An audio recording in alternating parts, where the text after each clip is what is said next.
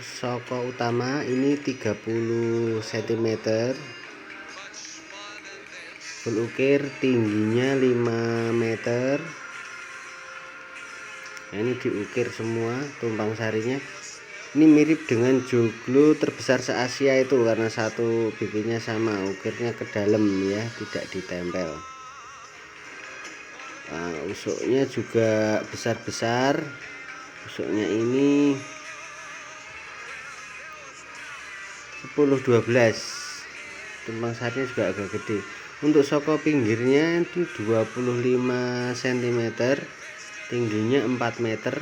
Jadi kalau dikembangkan menjadi gedung besar masih memungkinkan pakai soko pengarak nantinya. Ini ukirannya ukiran dalam, kayunya kayu perhutani. Jadi kualitasnya dijamin bagus.